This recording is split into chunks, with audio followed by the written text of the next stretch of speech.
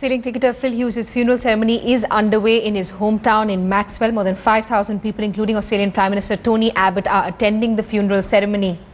Cricketers from around the world have gathered in this small town to bid a final adieu to Phil Hughes, who passed away earlier this week after sustaining an injury in the field.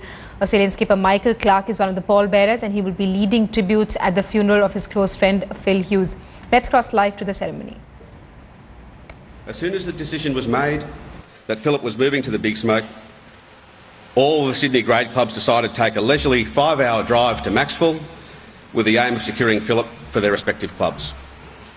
Philip and the family made the decision that the best outcome would be to join Neil Da Costa, who would coach and mentor Philip. Neil had already planned a path for Philip, which at the same time seemed somewhat ambitious, to say the least. The goal was for Philip to replace Matthew Hayden when he retired from the Australian cricket team. Neil openly said to Philip that it would take hard work, dedication, tenacity, commitment, drive and the ability to listen and learn to achieve this goal, and had one simple question for Philip: are you ready for it? And without hesitation, Philip said yes. I'm so proud that Philip actually achieved this goal of playing for Australia and indeed replacing the great Matthew Hayden. I was fortunate enough to be at Pratton Park when Philip made his grade debut for West's second 11 in a one-day match.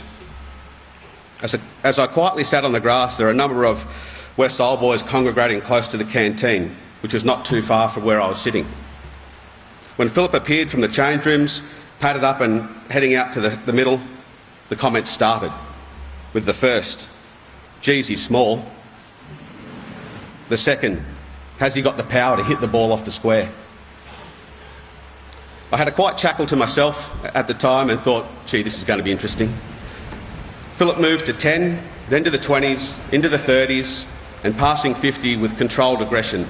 And with each boundary, he gained more and more respect from the old boys.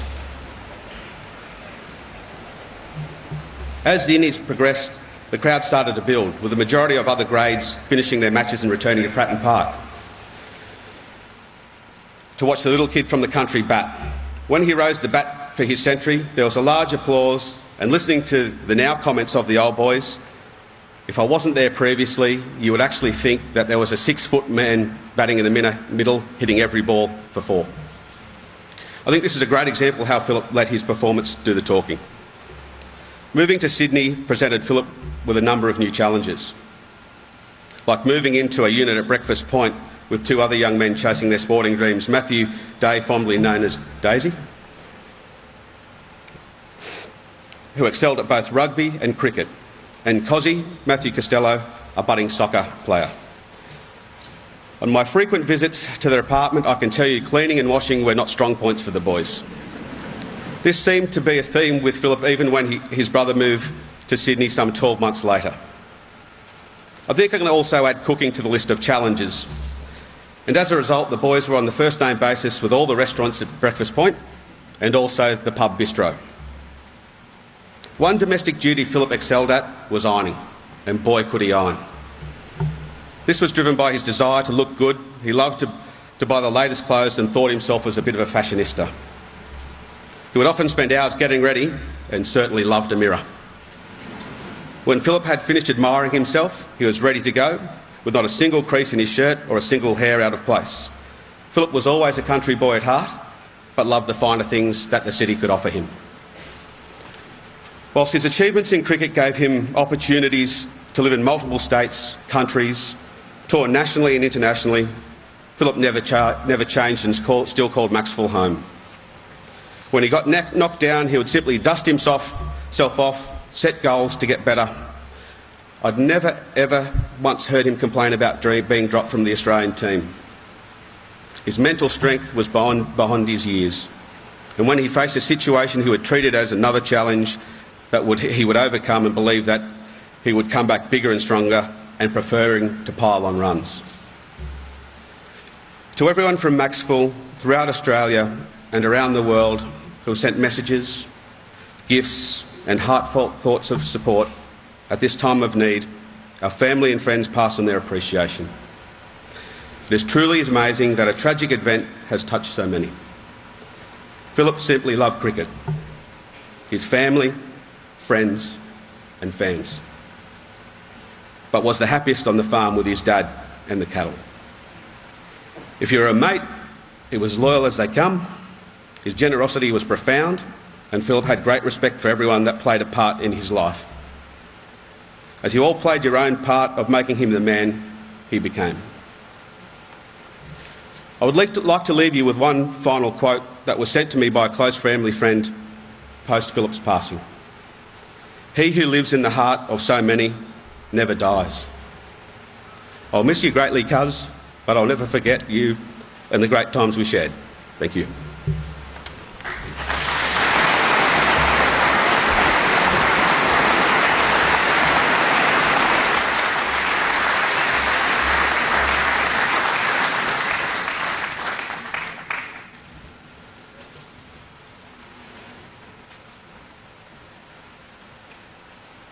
And now it's my privilege to invite Jason and Megan forward to share their letters for their brother.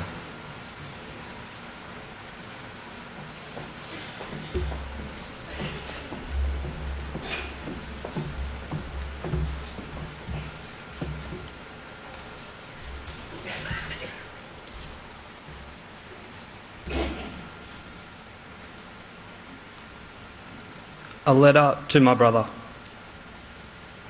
Dear Wolf, I have decided to write you this letter as it's the best way I can express my feelings and let you know how much you mean to me. As I start writing, I realise this is the most important letter I will ever write.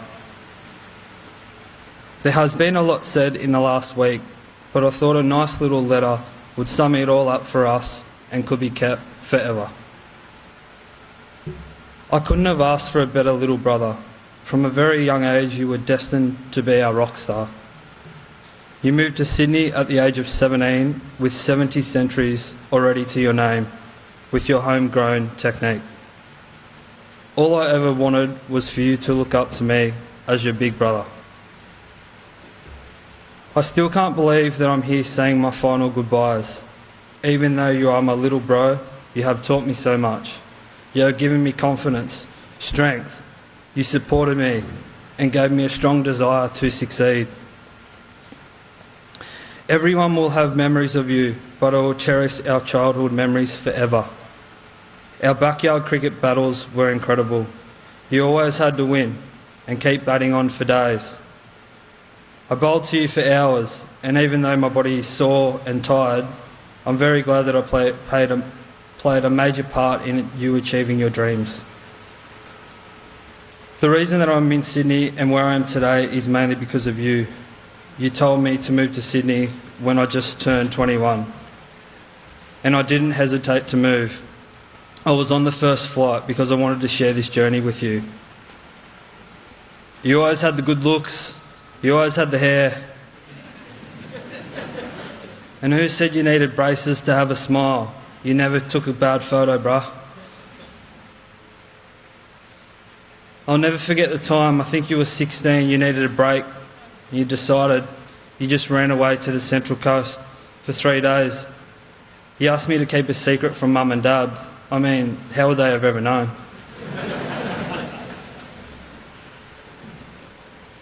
There are lots of stories I could share, and while many are not appropriate for today, here are a few I'd like to share with you.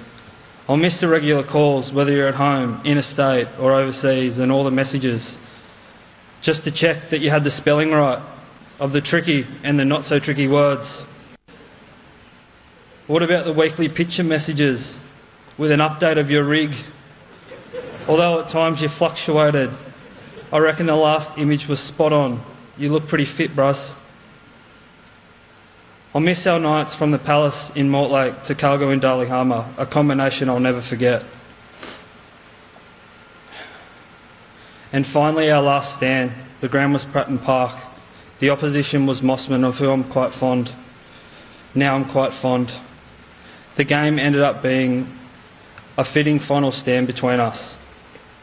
A partnership of 210 was capped off with you throwing me the ball and having faith in me to produce my best first grade figures of 5 for 19 off 10 overs. A game that I'll never forget, and I'm proud to have been able to share this moment with you. My promises to you. Firstly, I'll take good care of Mum, Dad, Megan, and of course your beloved cows. I promise to keep an eye on the investment market for some future business conversations down the track, which we have discussed daily for the past 2 years. I promise to get back on the horse and play the game we both loved. I will endeavour to become the best player I can be.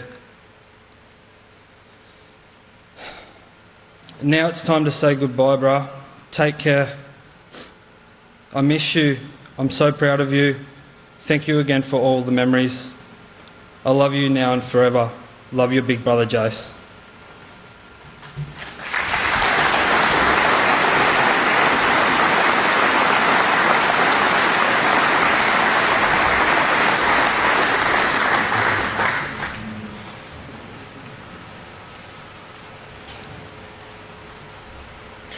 We are here today celebrating the life of an amazing son, brother, friend, colleague, and idol to many individuals far and wide. As you all know, I'm Philip's little sister. I'm standing before you today to show my love and appreciation for the big brother that I'll never forget. Each individual within this room have different memories that involve Philip, and that's what we can take from this. He had an impact on so many lives, and it shows someone that always took care of himself, still had time to worry about others. Philip, I am so honoured to call you my brother, my best friend, and my hero.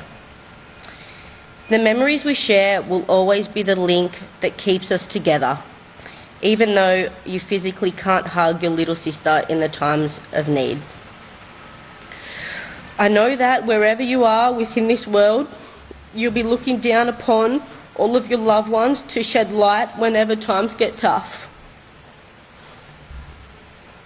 Your smile, the twinkle in your eyes, your witty charm, and the humour you provided will never fade.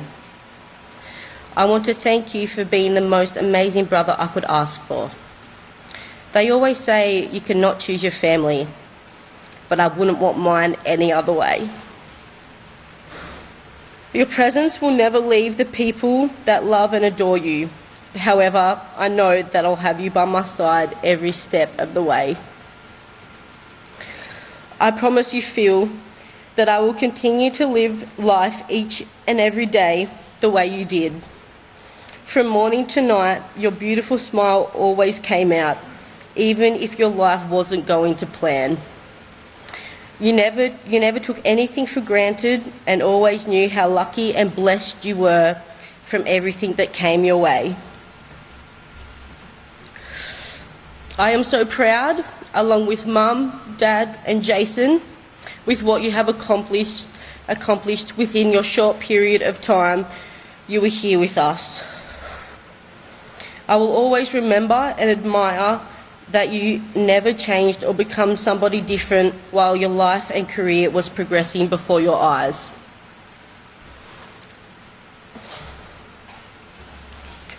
I'm sorry you cannot be here with us any longer, but I promise that all the dreams and thoughts we had about the future, I will continue in your honour. You always protected me and stood up for me when need be. I honestly couldn't imagine having all our memories with someone else. There won't be a day that goes by that I won't think of you. I promise I will talk to you every day and keep you company up there. You certainly have changed the way I look and appreciate life. I promise I will never take anything for granted from this day forward and take any opportunity that comes my way. I know now it's time to say goodbye, but over the last few days I have realised goodbye isn't forever. Until next time, I love you, big brother.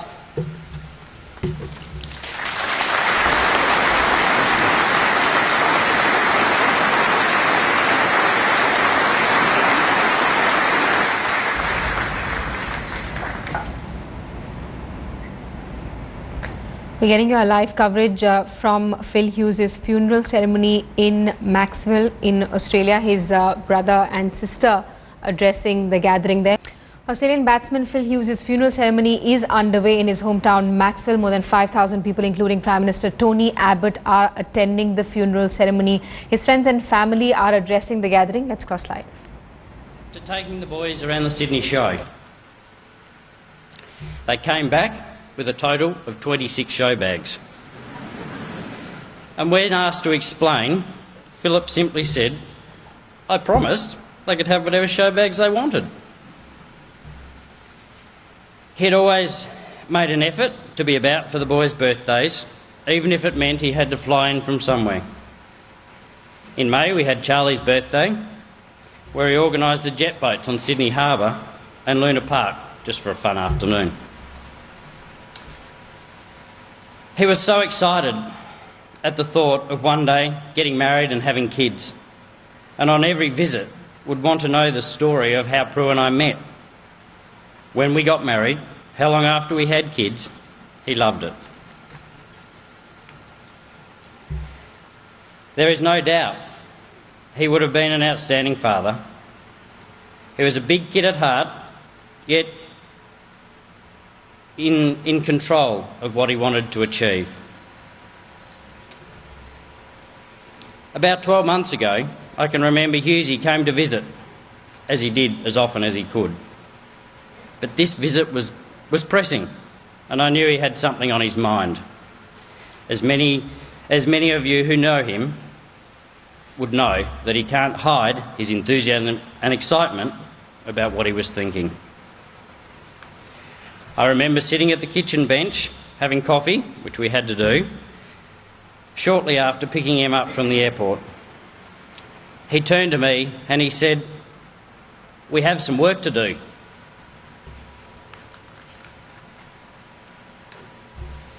He had decided he wanted to build a serious business of breeding cattle full-time as his life after cricket. "Can you help me make it happen?" he asked. After spending the next few days mustering cattle, vaccinating sale bulls, drenching cows, we had talked and dreamed about how the future would look. It was the beginning of the 10-year plan. I spent much time setting out the steps which would take to make his dream of running 600 stud Angus cows, owning a beautiful property with everything in its place, and selling about 200 bulls a year. We were well down the track of making his dream reality. Many people would think we would not have much in common, but in fact we did. Cricket is a lot like cattle breeding. You have to work hard, you have to stick to the plan. Consistency, predictability and strength will see you through. I will miss our daily phone calls and texts. I will miss his favourite sayings every time the phone rang. "I'm happy, Corey Island. I'm all teeth," is what he would say. I will miss the midnight calls from India, South Africa and all the other destinations, wherever he was around the world, with urgent requests. "More photos of this cow or that bull. Just send more photos," he'd say. Thank you for all that you have added to our lives. I will miss your enthusiasm, determination, energy, and most of all, your love for your amazing mum, Virginia, or Vinnie, Dad Greg, Brother Jason and Sister Megan, your cattle and our family. Hughesy, I make a promise to you today, mate. I will keep your dream alive.